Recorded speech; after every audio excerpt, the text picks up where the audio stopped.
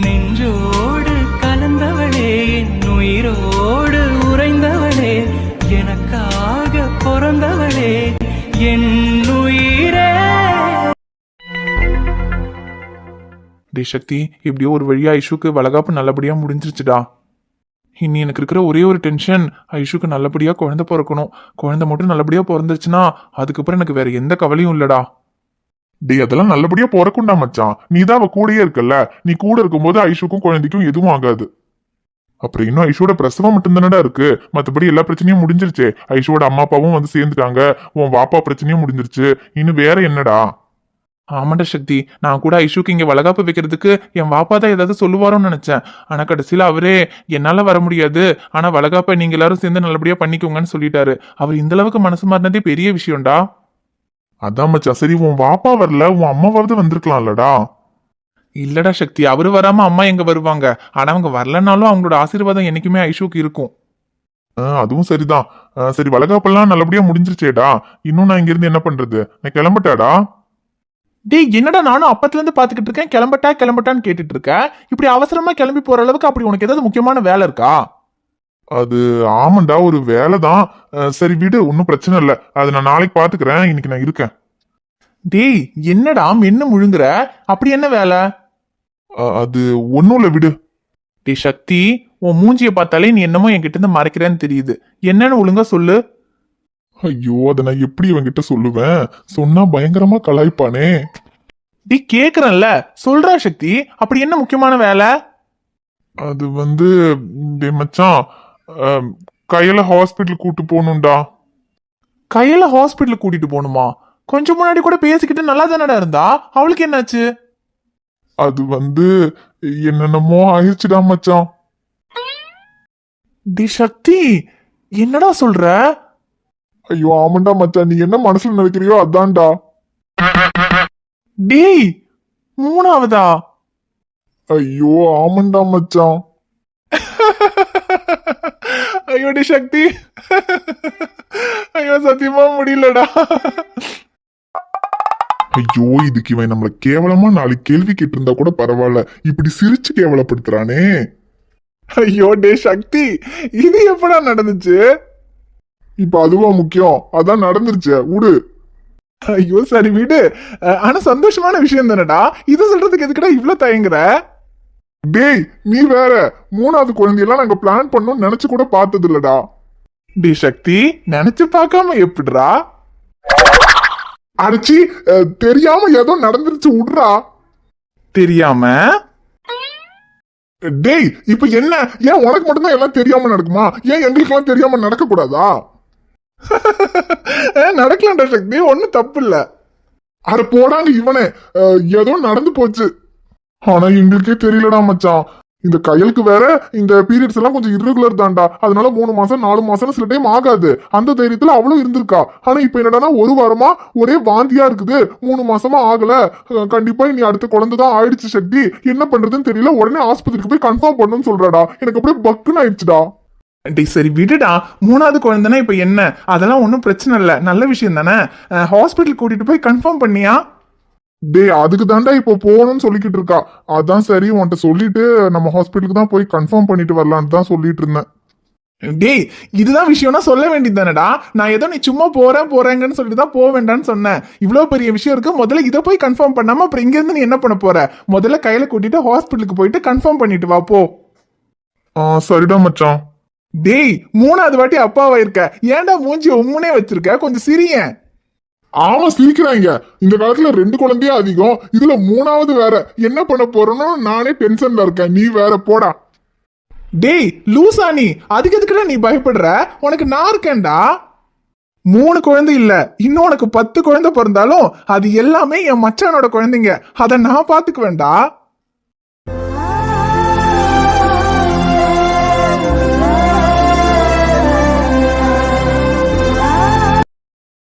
டேய் சென்டிமெண்ட் எல்லாம் போதும், முதல்ல கையில ஹாஸ்பிட்டலுக்கு கூட்டிட்டு போயிட்டு வா.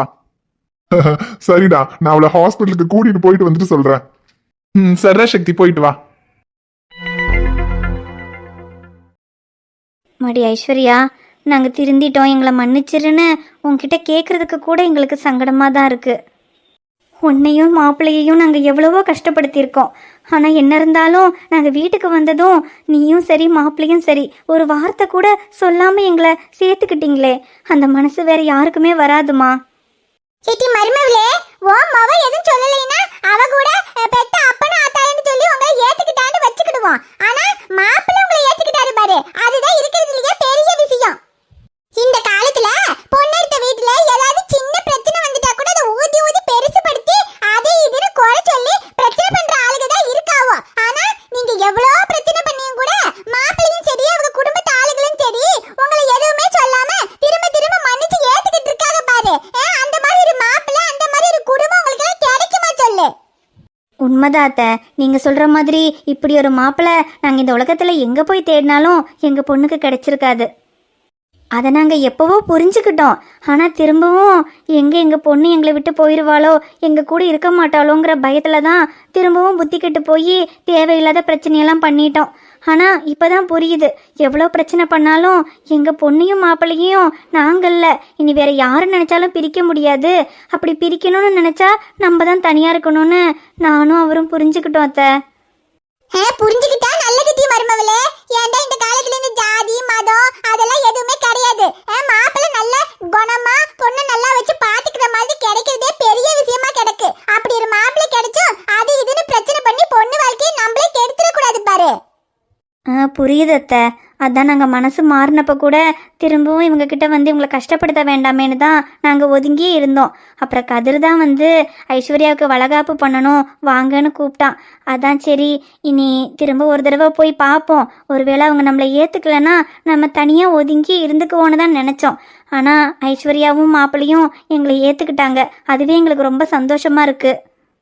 அம்மாடி ஐஸ்வர்யா, நீ மாசமாக இருக்கும்போது உன்னை கூட வச்சு பார்த்துக்கணுன்னு ரொம்ப ஆசைப்பட்டேன். ஆனால் ஏதேதோ பிரச்சனையால் அதெல்லாம் எதுவுமே முடியாமல் போயிடுச்சு. அது எங்கள் தப்பு தான். இருந்தாலும் இப்போவாவது உன்னை கூட வச்சு பார்த்துக்கணும் போல இருக்கு. இன்னும் பிரசவத்துக்கு தான் ஒரு 10-20 நாள் இருக்கே, அந்த 10-20 நாளாவது எங்கள் கூட வந்து இருமா. ஐயோம்மா, எப்படிம்மா உங்களோட வந்து இருக்க முடியும்? அவர் எப்படிம்மா என்னை விடுவாரு?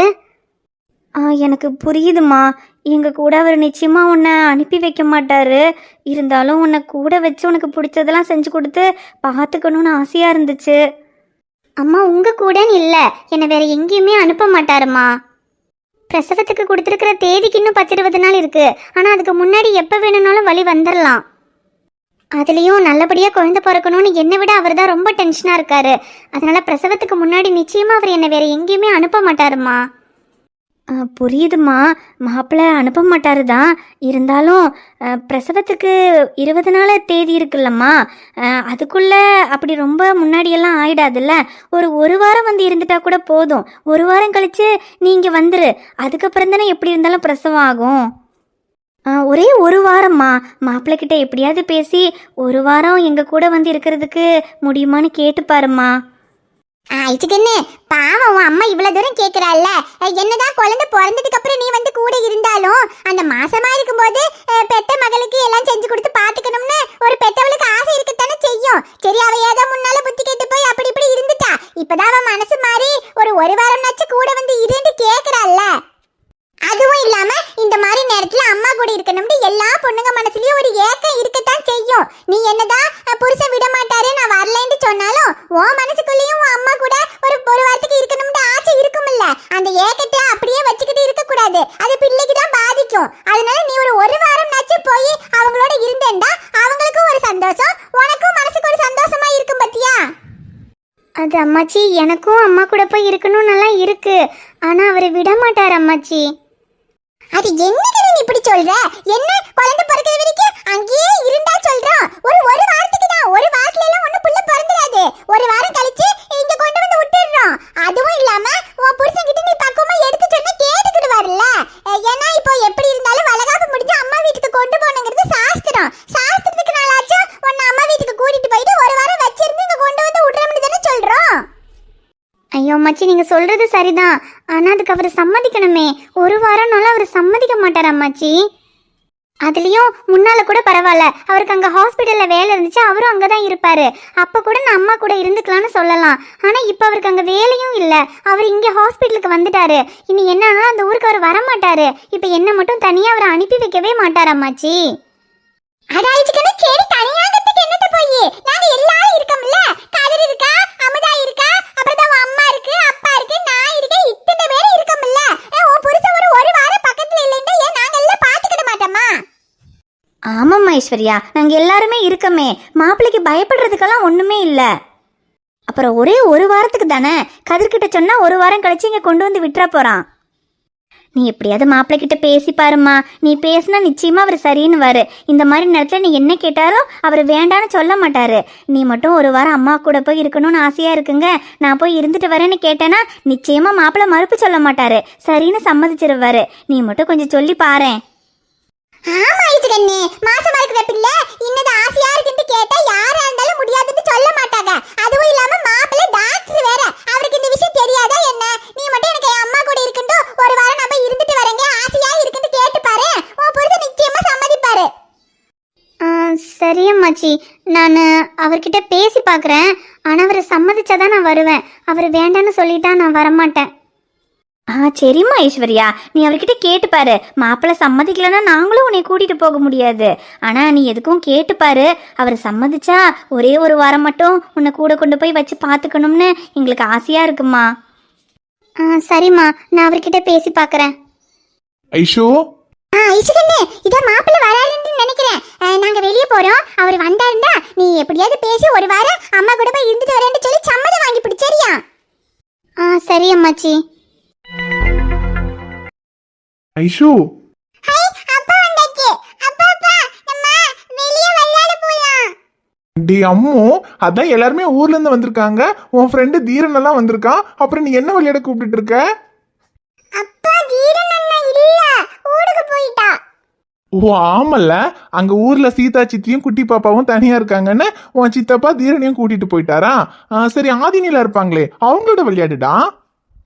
அது ஆதி அண்ணாவும் நிலாக்கவும் சாச்சி தூங்குனாங்க. ஓ, தூங்கிட்டாங்களா? சரி, அவங்க காலைல நேரத்துல வந்தாங்கல்ல, அதனால தூங்கிருப்பாங்க. கொஞ்ச நேரத்துக்கு அப்புறம் தூங்கி எந்திரிச்சிருவாங்க. அப்புறமா அவங்களோட விளையாடிக்கோ. சரி அப்பா, அவங்க தூங்கி எந்திரிச்சவட அப்பாவும் பாப்பாவும் விளையாடலாம். ஐயோ அம்மோ, அப்பாவுக்கு விளையாடுறதுக்கெல்லாம் நேரம் இல்லையே. இன்னைக்கு நம்ம அம்மாக்கு ஃபங்க்ஷன்னு எல்லாரும் வந்திருக்காங்க. அப்பா இப்படி உன்னோட விளையாட முடியும்?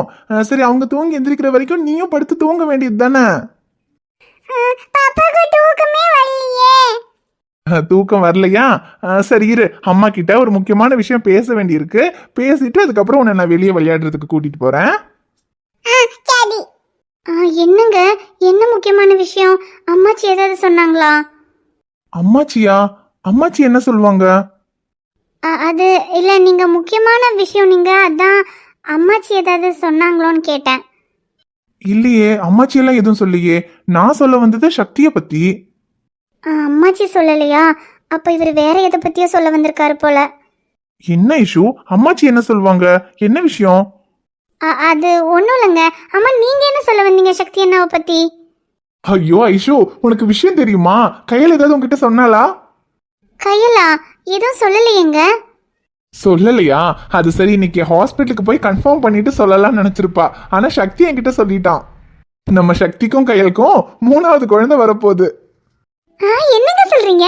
3வது குழந்தையா? அப்போ கையல் கன்சீவா இருக்காளா? ஐயோ ஆமா ஐஷு, அதுவும் 4 மாசம் ஆக போதான். என்னது, 4 மாசம் ஆக போதா? அப்ப இவ்வளவு நாள் அவங்க நம்ம கிட்ட சொல்லவே இல்ல. ஐயோ, அதையே கேக்குற? அது கையலுக்கு ஏதோ இர்ரெகுலரா இருந்திருக்கு போல இருக்கு. அதனால அவங்களே கவனிக்காம விட்டுருக்காங்க. அப்புறம் 4 மாசம் ஆச்சுன்னு செக் பண்ண போய் தான் அவங்களுக்கே விஷயம் தெரிஞ்சிருக்கு. அப்புறம் இன்னைக்கு தான் ஹாஸ்பிட்டலுக்கு போய் கன்ஃபார்ம் பண்ணணும்னு சொல்லிட்டு இருக்கான். ஐயோ அப்படியா? ஆனாலும் ரொம்ப சந்தோஷமா இருக்குங்க. ஆமா, எனக்கும் சந்தோஷமா தான் இருக்கு. ஆனா அவன் தான் 3 குழந்தையா, என்னடா பண்ண போறேன் அப்படி இப்படின்னு டென்ஷன் ஆகிட்டு இருந்தான். அதான் நான் சொன்னேன், 3 குழந்தையா இருந்தா என்னடா, அதெல்லாம் ஒன்றும் பிரச்சனை இல்லை, எல்லாம் பார்த்துக்கலான்னு சொல்லியிருக்கேன். அதான், 3 குழந்தையா இருந்தா என்ன, நம்மளாம் இருக்கோமே, பாத்துக்க மாட்டோமா? அததான் ஐஷு நானும் சொன்னேன். டே அம்மு, அடுத்து நீ ஆரம்பிச்சிடாத, அப்பாவுக்கு தாங்காதுடா. அது சக்தி மாமாவுக்கு 3வது குட்டி பாப்பா வரப்போகுது. அந்த குட்டி பாப்பா உனக்கும் குட்டி பாப்பா தான், சரியா? அப்பனா பாப்பாக்கு இன்னொரு குட்டி பாப்பா வருமா? ஆமாமா, இனி நம்ம வீட்ல அடுத்து இனி ஒரே குட்டி பாப்பாங்க தான் நினைக்கிறேன். சரி சரி, அவன் ஹாஸ்பிட்டலுக்கு போயிட்டு கன்ஃபார்ம் பண்ணிட்டு வரட்டும், அப்புறம் என்ன ஏதுன்னு பாத்துக்கலாம். ஆமா, நீ என்னமோ என்கிட்ட அம்மாச்சி ஏதாவது சொன்னாங்களான்னு கேட்டியே, அது என்ன இஷ்யூ? அது அது வந்துங்க, என்ன இஷ்யூ சொல்லு. இப்போ இவர் நல்ல மூடில் இருக்காரு. இப்போ சொன்னால் ஒருவேளை சரின்னு சொன்னாலும் சொல்லுவார். பேசாமல் கேட்டு பார்க்கலாம். அது வந்துங்க, அம்மாவும் அப்பாவும் திரும்பவும் மனசு மாதிரி வந்துட்டாங்கல்ல, அதான் இவ்வளோ நாள் பண்ணதெல்லாம் தப்புன்னு அவங்க புரிஞ்சுக்கிட்டாங்க. இவ்வளோ நாள் நான் மாசமாக இருக்கும்போது என்னை கூட வச்சு பார்த்துக்கணுன்னு ரொம்ப ஆசைப்பட்டாங்க. ஆனால் அப்புறம் முடியாமல் போயிடுச்சுல. இப்போ இன்னும் குழந்தை பிறக்கிறதுக்கு 10-20 நாள் தானே இருக்கு. ஒரு வாரமாவது கூட வந்து இரு, உன்னை பார்த்துக்கணும்னு கேட்டாங்க. அதுக்கு நீ என்ன சொன்ன? இல்லைங்க, அது நீங்கள் என்ன அப்படி அனுப்ப மாட்டீங்கன்னு தாங்க சொன்னேன். அதான் சொல்லிட்டல, அப்புறம் என்ன? இல்லைங்க, சொல்லிட்டேன். இருந்தாலும் அவங்க எதுக்கும் உங்ககிட்ட கேட்டு பார்க்க சொன்னாங்க. அவங்க சொன்னதுனால இப்போ என்கிட்ட கேட்க போறியா? இல்லை நீ கேட்டா நான் என்ன சொல்வேன்னு உனக்கு தெரியாதா? இல்லைங்க, நீங்கள் வேணான்னு தான் சொல்லுவீங்க. தெரியுதுல்ல இஷு, அப்புறம் எதுக்கு கேட்குற? இல்லைங்க, அதான் பிரசவத்துக்கு இன்னும் 20 நாள் இருக்கே. ஒரே ஒரு வாரம் தானங்க. இந்த மாதிரி நேரத்தில் அம்மா கூட இருக்கணும்னு எனக்கும். இப்போ என்ன சொல்ல வர இஷு? உன் அப்பா கூட போகணும்னு சொல்ல வரியா? ஏய், உனக்கு கொஞ்சமாவது அறிவு இருக்கா? நீ ஒரு மெடிக்கல் படிக்கிற ஸ்டூடெண்ட் தானே. 20 நாள் இருக்குன்னு அசால்ட்டா சொல்ற. எப்ப வேணும்னாலும் வழி வரலாம். எதுக்கு? நாளைக்கே கூட வழி வரலாம். நீ பாட்டுக்கு அசால்ட்டா அங்க அம்மா அப்பா கூட ஊருக்கு போகணும்னு சொல்லிக்கிட்டு இருக்க. உனக்கு நல்லபடியா குழந்தை பிறக்கணும், எந்த பிரச்சனையும் வந்துடக்கூடாதுன்னு நான் இங்க ஒவ்வொரு நிமிஷமும் டென்ஷன் ஆகிட்டு இருக்கேன். உனக்கு அதை பத்தி எல்லாம் கவலை இல்ல. ஒரு வாரம் போய் அம்மா அப்பா கூட இருக்கணும்ன்றதே இப்போ உனக்கு ரொம்ப முக்கியம் இல்ல ஐஷு?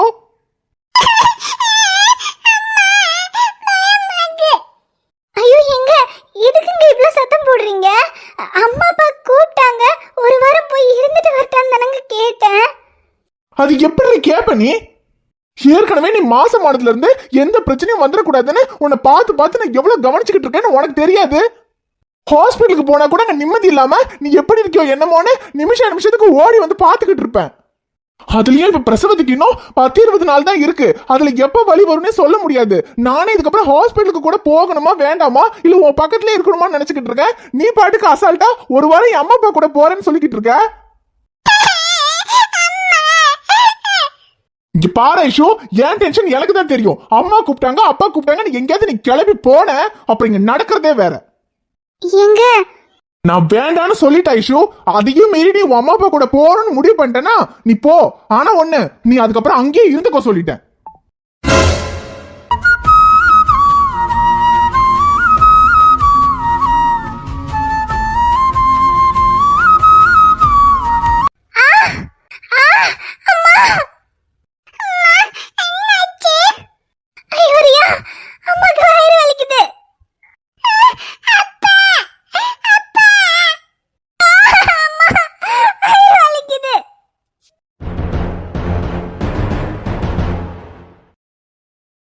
ஹாய் ஃப்ரெண்ட்ஸ், எல்லாரும் எப்படி இருக்கீங்க?